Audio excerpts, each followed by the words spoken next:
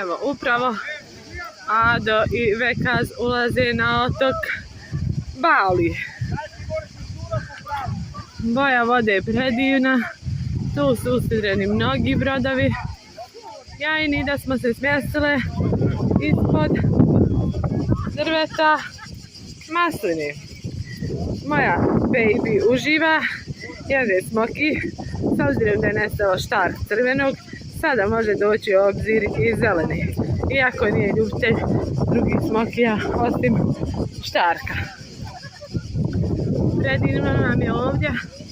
Ja se Nida još nismo kupala, ali hoćemo uskoro. Prvo smo pustili naše momke da se okupaju, da malo uživaju, pa ćemo nas dvije.